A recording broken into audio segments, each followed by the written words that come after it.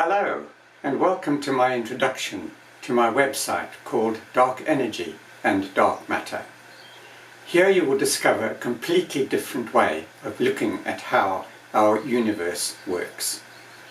Over 400 years ago, we were told by Newton that we live in a gravity momentum universe, and he proved it with his famous laws. And since then, and until recently, we were quite happy to believe this is the universe we live in. The discovery that there is much more gravity in galaxies than can be accounted for by visible matter was first mooted as early as 1922. This was slowly reinforced and finally proven by the 1970s. It was a wake-up call that something does not add up. So dark matter was invented to account for the missing mass.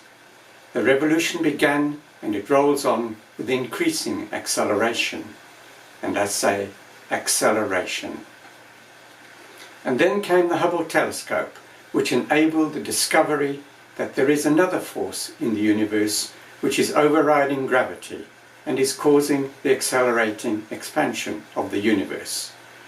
So dark energy was invented as, like dark matter, it is also invisible, but unlike dark matter, it does not exert a gravitational force. Yet it is so powerful that it is causing the acceleration of the expansion of the universe.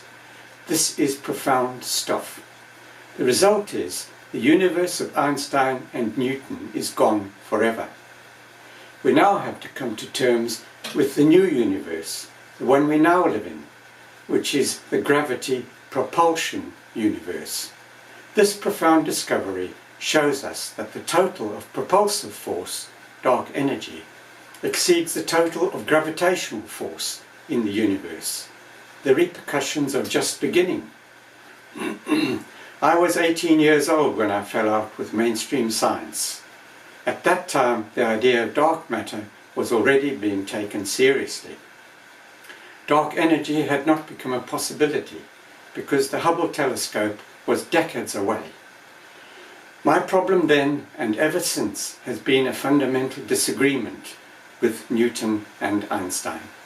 I was sure then, and have become more certain over time, that I was right about how our universe works.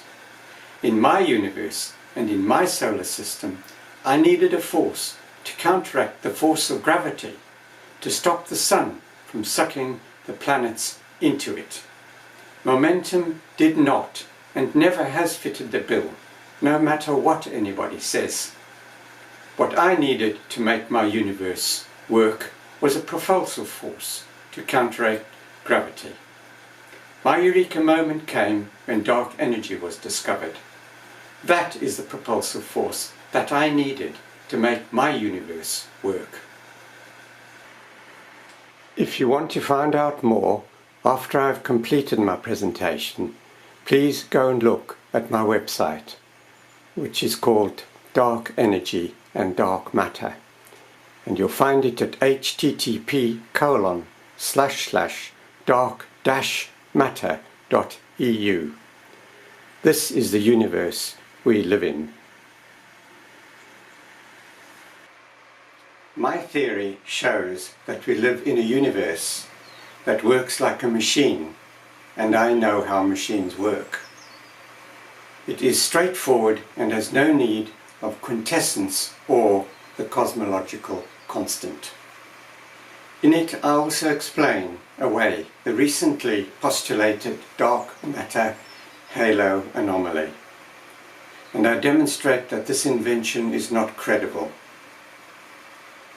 I show why dark matter is not dark, and I also show that there is a very good and simple mechanical explanation for the fact that the stars in the outer reaches of galaxies counterintuitively can and do travel at much greater speeds than those in the inner galaxy. And I also explain why baryonic matter, which is mostly visible, is all that is needed for a galaxy or a solar system machine to work. This might have profound consequences for the calibration of distances in the universe. What some cosmologists will like about my gravity propulsion theory is that it works very well within the original Big Bang hypothesis, namely that the total mass energy in the universe has remained constant from the moment of the Big Bang. To make the gravity propulsion universe work, there is no need for the additional energy being pumped into our universe. It works perfectly well without that additional energy.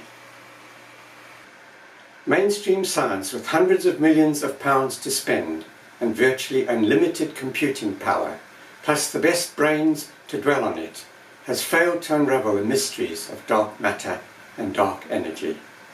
Big expensive experiments are well over 20 years down the line, and they are no nearer to solving the problem. Surely it's time to look around at the possibility that their universe is obsolete and requires a rethink. Has anybody wondered whether dark energy and dark matter are somehow fundamentally intertwined, as they are both found together everywhere? Or are they considered to be two entirely separate entities to resolve? Wouldn't it be a nice, tidy situation if it ends up that they are fundamentally linked? Why does there appear to be much more gravity on the edges of galaxies than there should be? Because the stars are moving faster than they should. I wonder if there is another reason besides a huge blanket halo of gravitational dark matter. Is there some logic in the fact that some galaxies' spiral arms are leading edges and not trailing edges? I have derived some fundamental laws based on my observations which seem to work in the universe, which I am suggesting is the one we live in. They require no magic, no caveats, and no constants. I am proposing that the universe of Newton and Einstein is severely flawed and cannot be repaired. The problem with both is that they are missing a dimension. Their theories work and have worked quite well within their two-dimensional universe of momentum and gravity. But evidence now has it that there is a third dimension which they ignored, as has everybody since. And this is because, in the main, the universe worked quite well within their theories until now.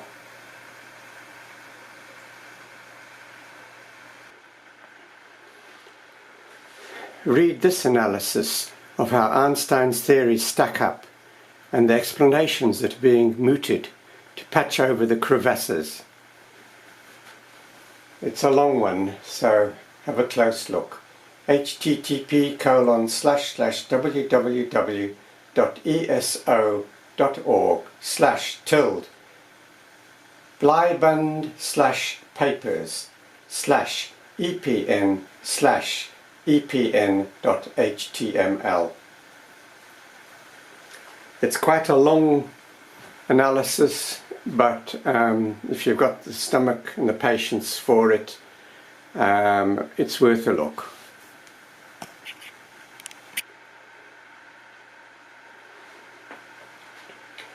So I'll read you the conclusions to the analysis of where we are with Einstein and Newton. The opinions of cosmologists currently range from visions of precision cosmology to worries about the fact that we have to add new constituents to the universe, for which we currently have no explanation at all. This is not necessarily a contradiction. Well, it is. Observers have been furnished with tools over the last decade which allow them to probe many of the cosmological questions in much more detail and with much higher precision. On the other hand, these new results have shown that our picture of the universe was incomplete and will need further scrutiny. Actually, it was wrong and is in serious need of revision.